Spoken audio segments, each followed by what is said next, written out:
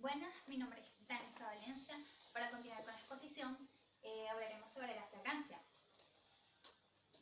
Según el Código Orgánico Procesal Penal, en el artículo 234, nos establece una definición de delito por flagrancia, el cual dice que es el que se acaba de cometer o se está cometiendo. En lo que es la aprehensión por flagrancia, también nos establece que es aquel también en el cual el sospechoso está siendo perseguido por cualquier cuerpo policial o por la víctima o por el clamor público. También en el que el sospechoso es encontrado en el lugar del delito o cerca del lugar del delito, o que posee algún arma o instrumento con el cual se cometió dicho delito. Este artículo, el 234, nos establece que es el deber de los cuerpos policiales aprehender al sospechoso, pero también nos establece que cualquier particular puede realizar la aprehensión, siempre y cuando el delito que se haya cometido establezca una pena privativa de libertad. También nos establece que el Estado, es el deber del Estado proteger a aquella persona que facilitó o que realizó la aprehensión del sospechoso. De la privación judicial preventiva de libertad, el artículo 236 del COP nos establece que el fiscal del Ministerio Público podrá solicitar ante el juez de control la privación judicial preventiva de libertad, siempre y cuando establezcan o se presenten ciertas circunstancias, las cuales son que el hecho punible merezca esta privación, es decir, que el delito que haya cometido el imputado merezca una pena privativa de libertad, que existan fundados elementos de convicción, que estos elementos de convicción sean tales de que se pueda relacionar al imputado como el autor del hecho punible, que exista la presunción razonable. La presunción razonable de que el imputado pueda darse a la fuga o pueda impedir negativamente o pueda realizar algún acto que evite la investigación de aquellos elementos de convicción. Después de que el fiscal del Ministerio Público realiza la solicitud al juez de control, él debe decidir en 24 horas, en un lapso de 24 horas. Si decide lo que es aplicar la privación judicial preventiva de libertad, él realizará lo que es la aprehensión del sospechoso y 48 horas después de que se realiza la aprehensión del sospechoso, a este se le será presentado ante el juez, ante las partes y ante las víctimas si estuviera presente para su audiencia de presentación, en donde se resolverá si se mantendrá lo que es la privación judicial preventiva de libertad o se sustituirá por una menos gravosa. En dado caso que se mantenga la privación judicial preventiva de libertad, el fiscal del Ministerio Público deberá presentar la acusación o el sobreseimiento en un lapso de 45 días después de que se haya decidido, de que el juez haya decidido. Si en este caso el fiscal no presenta lo que es la acusación en este lapso de 45 días, quedará en libertad el sospechoso por orden o del juez de control. Pero también se podrá solicitar ante el juez de juicio por parte del Ministerio Público, del fiscal del Ministerio Público, podrá solicitar si se presentará alguna condición de lo que establece el 236 del COP o si se fundamenta verdaderamente de que el imputado pueda no colaborar en lo que es el proceso, se podrá solicitar lo que es la privación judicial preventiva de libertad.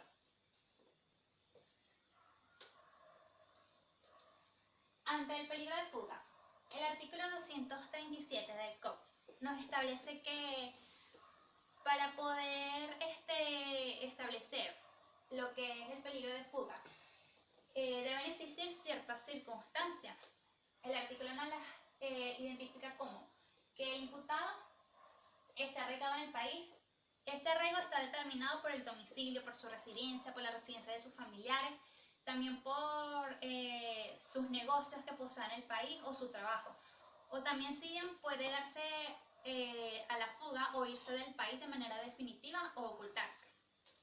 La pena que podría imponerse, dependiendo de la pena que podría imponerse al delito que haya cometido el imputado, la magnitud de los daños ocasionados por el delito, el comportamiento del imputado, sea en este proceso o en cualquier otro proceso antes del presente.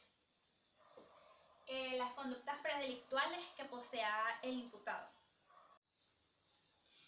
Se considera también peligro de fuga a hechos punibles en los cuales la pena privativa de libertad tenga un término máximo de 10 años, sea igual a 10 años o sea mayor a 10 años, en donde el Ministerio Público solicitará la privativa judicial preventiva de libertad, aunque también el juez puede decidir no aplicarla, sino aplicar o sustituirla por una medida cautelar sustitutiva, en donde el Ministerio Público o la víctima podrán apelarla. También en este artículo, en el 237, en el parágrafo segundo, establece que si el imputado ha mentido o ha falsificado lo que es su domicilio o residencia, esto se considerará como peligro de fuga. Y en este caso, el ministerio o la víctima podrá revocar lo que son las medidas cautelares sustitutivas que se hayan establecido por el juez. El peligro de obstaculización. Para que pueda existir lo que es el peligro de obstaculización en lo que es en la búsqueda de la verdad a través de los elementos de convicción, el imputado debe haberse graves motivos para creer de que el imputado pueda destruir, modificar, ocultar, falsificar, transformar cualquier información importante para la búsqueda de la verdad en la investigación del caso, o que también el imputado pueda influir en coimputados, testigos, víctimas o expertos para que estas personas falsifiquen la información o la oculten, o que también puede influir sobre cualquier otra persona para que pueda impedir lo que es la investigación de la búsqueda de la verdad. La improcedencia. El artículo 239 del COP nos establece que cuando el delito merezca una pena privativa de libertad con un límite máximo que no exceda de 3 años y el imputado haya poseído una buena conducta predelictual, solamente se le aplicará lo que son las medidas cautelares sustitutivas. Las medidas cautelares sustitutivas, según el COP en el artículo 242, nos establece que siempre y cuando en lugar de la aplicación de una privación judicial preventiva de libertad se pueda aplicar una medida cautelar sustitutiva que sea menos gravosa para el imputado, se le podrá aplicar. Siempre y cuando lo pida lo que es el imputado o el Ministerio Público. Entre estas medidas cautelares tenemos las siguientes. Detención domiciliaria. La detención domiciliaria en el domicilio del imputado, el cual puede estar sin vigilancia o puede estar bajo el cargo de una persona determinada que establezca el tribunal. Someterse al cuidado o vigilancia. Puede someterse al cuidado y vigilancia de cualquier fundación que establezca el tribunal o una persona que establezca el tribunal. Presentación periódica. Deberá presentarse de manera periódica a los organismos judiciales que así sean establecidos. Prohibición de salir sin autorización del país, del territorio que sea determinado por el tribunal o de ciertos límites o parámetros. Prohibición de comunicarse con personas determinadas. También prohibición para asistir a ciertas reuniones o a ciertos lugares. En esta prohibición de comunicarse con personas determinadas, siempre y cuando no agraven lo que es su debida defensa. Abandono del domicilio. No puede abandonar el domicilio. Prestación de caución económica. Caución económica. En el artículo 243 nos establece que para poder aplicar lo que es la caución económica se deben establecer ciertos parámetros que son los siguientes: arraigo en el país, facilidad de abandonarlo. Entre estos está arraigo del país, de su domicilio, de su familia, si le es fácil abandonar el país de manera definitiva o esconderse, donde se encuentran sus negocios o su trabajo. La capacidad económica del imputado, entidad del delito y daño causado. Para la fijación del monto de la caución, se establecerá en bolívares entre lo que son 30 y 180 unidades tributarias, pero también el tribunal tendrá en cuenta lo que es la capacidad económica del imputado y aquellos daños cometidos por este para la aplicación de la caución económica. También si se trata de lo que son delitos de pena privativa de libertad que tengan un término máximo de 8 años, el tribunal también podrá establecer lo que es la prohibición de salida del país al imputado. Salvo ciertas circunstancias especiales, podrá acceder a que el imputado salga del país. La caución personal. Artículo 244 del COP. Para que el imputado pueda establecer un fiador o fiadora, este fiador debe tener responsabilidad, debe constar de una buena conducta que se pueda probar, que sea comprobable. Y este fiador deberá responder por las siguientes causas. Estas son, según el artículo 244, el imputado no se ausentará de la jurisdicción. Este fiador debe verificar o garantizar que el imputado no se ausente de la jurisdicción del tribunal. Presentación a la autoridad designada. Debe asegurarse de que el imputado se presente a la autoridad designada de acuerdo al tribunal. Satisfacer los gastos de captura y costas procesales. De acuerdo a los gastos que ocasionó el imputado mientras estaba en fuga o estaba oculto, estos gastos los debe pagar o los debe costear lo que es el fiador. Pagar las multas en caso de no presentación del imputado en el término establecido. Artículo 245. Caución juratoria.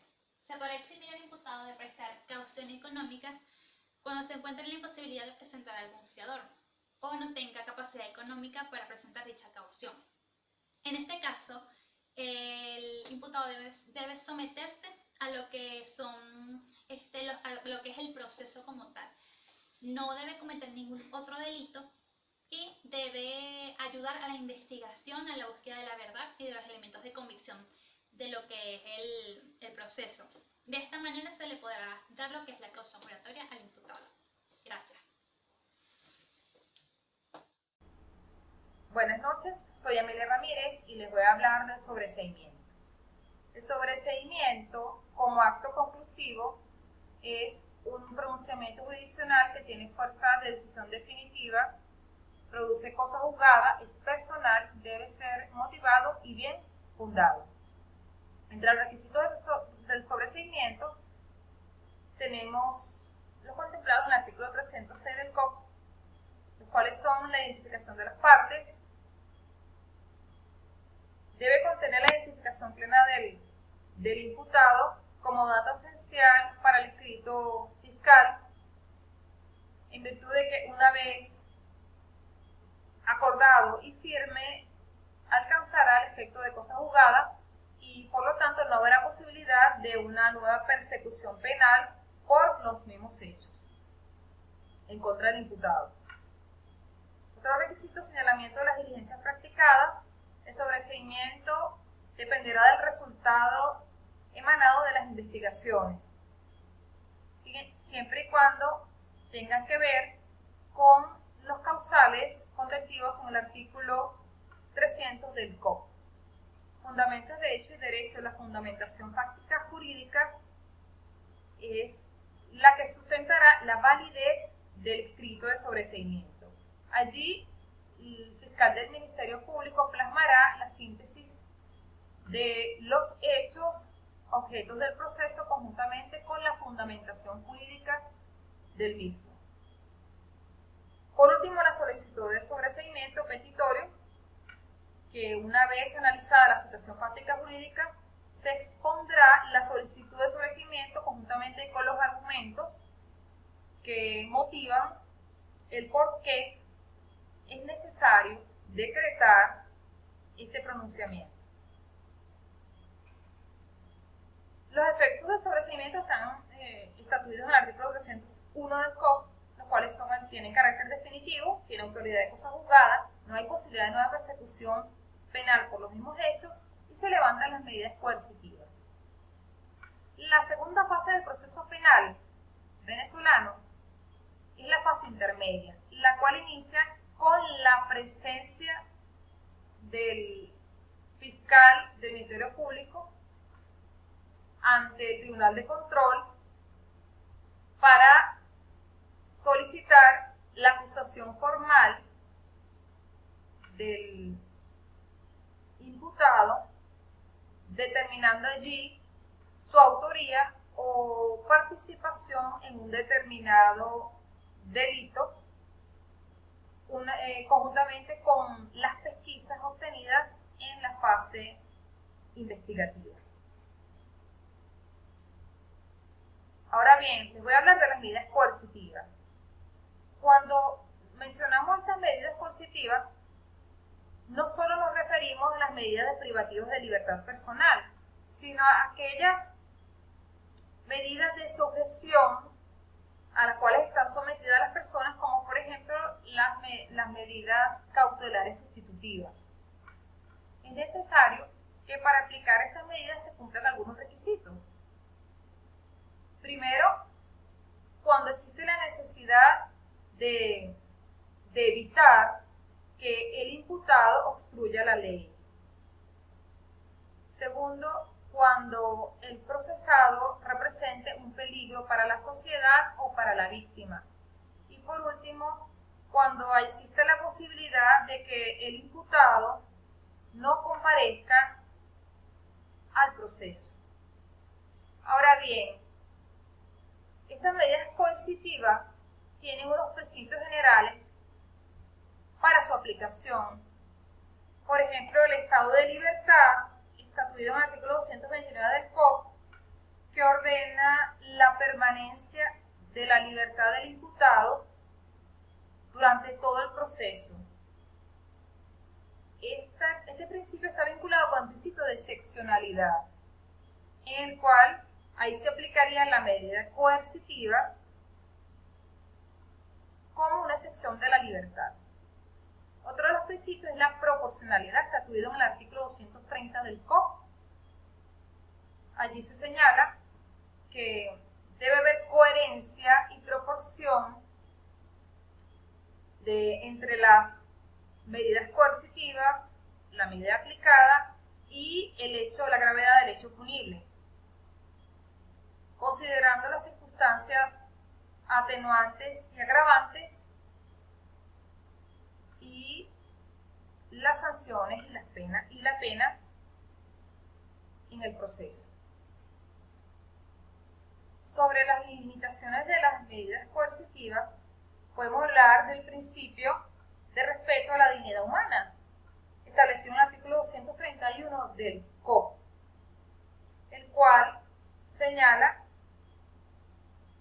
que no se puede aplicar la medida preventiva privativa de libertad a personas mayor de 60 años, a las mujeres en el periodo de lactancia durante los 6 meses posterior al parto, a las mujeres con 3 meses de embarazo y a los enfermos, las personas que tengan una enfermedad letal debidamente comprobada. Por último, tenemos como limitación la interpretación restrictiva, en el artículo 233 del COP, que señala que todas las disposiciones que restringen la libertad deben ser bien fundadas. El ordenamiento jurídico venezolano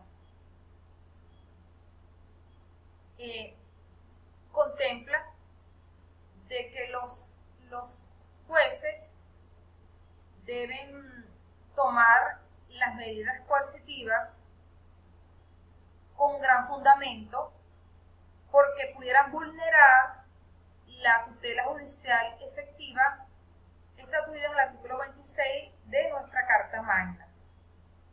Es todo, muchas gracias. Buenas, mi nombre es Cris Capraro, yo vengo a hablar sobre la fase intermedia, los artículos 327, 328, 330 y 331. Artículo 327. Audiencia preliminar.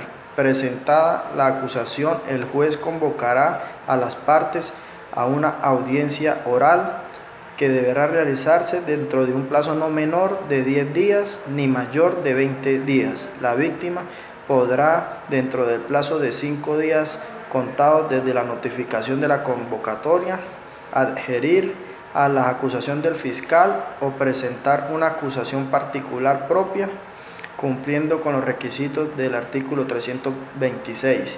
La admisión de la acusación particular propia de la víctima al término de la audiencia preliminar le conferirá la cualidad de parte querellante en caso de no obtenerla con anterioridad por no haberse querellado previamente durante la fase preparatoria. De haberlo hecho, no podrá interponer acusación particular propia si la querella hubiese sido declarada desistida.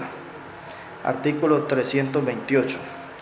Facultades y cargas de las partes. Hasta 5 días antes del vencimiento del plazo fijado por la celebración de la audiencia preliminar, el fiscal, la víctima, siempre que se haya querellado o haya presentado una acusación particular propia, y el imputado podrá realizar por escrito los actos siguientes. Primero, oponer las excepciones previstas en este código cuando no hayan sido planteadas con anterioridad o se infunden en hechos nuevos. Segundo, pedir la imposición o revocación de una medida cautelar. Tercero, solicitar la aplicación del procedimiento por admisión de los hechos. Cuarto, proponer acuerdos reparatorios. Quinto, solicitar la suspensión condicional del proceso. Sexto, proponer las pruebas que podrían ser objeto de estipulación entre las partes. Séptimo, promover las pruebas que producirán el juicio oral, con indicación de su pertinencia y necesidad. Octavo, ofrecer nuevas pruebas de las cuales haya obtenido conocimiento con posterioridad a la presentación de la acusación fiscal. Artículo 330. Decisión. Finalizada la audiencia, el juez resolverá en presencia de las partes sobre las cuestiones siguientes según corresponda. Primero, en caso de existir un defecto en forma de la acusación del fiscal o del querellante, éste podrá subsanarlo de inmediato en la misma audiencia, pudiendo solicitar que ésta se suspenda en caso necesario para continuar dentro del menor lapso posible. Segundo, admitir total o parcialmente la acusación del Ministerio Público o del querellante y ordenar la apertura a juicio, pudiendo el juez atribuirle a los hechos una calificación jurídica o condicional distinta a la acusación fiscal o de la víctima. Tercero, dictar el sobreseimiento si considera que concurren en algunas de las causales establecidas en la ley. Cuarto, resolver las excepciones o propuestas. Quinto, decidir las medidas cautelares. Sexto, sentenciar conforme al procedimiento por admisión de los hechos. Séptimo, aprobar los acuerdos reparatorios. Octavo, acordar la suspensión condicional del proceso. Noveno, decidir sobre la legalidad, licitud, pertenencia y necesidad de la prueba ofrecida para el juicio oral. Artículo 331. Auto de apertura a juicio. La decisión por la cual el juez admite la acusación se dictará ante las partes. En el auto de apertura a juicio deberá contener la identificación de la persona acusada. Segundo, una relación clara, precisa y circunstanciada de los hechos, su calificación jurídica provisional y una exposición sucinta de los motivos en los que se infunda y, de ser el caso, las razones por las cuales se aparta de la calificación jurídica de la acusación. Tercero, las pruebas admitidas y las estipulaciones realizadas entre las partes. Cuarto, la orden de abrir el juicio oral y público. Quinto, el emplazamiento de las partes para que en el plazo común de 5 días concurran ante el juez de juicio. Sexto, la instrucción al secretario de remitir al tribunal competente la documentación de las atribuciones y de los objetos que se incautaron. Este auto será inapelable. Muchas gracias.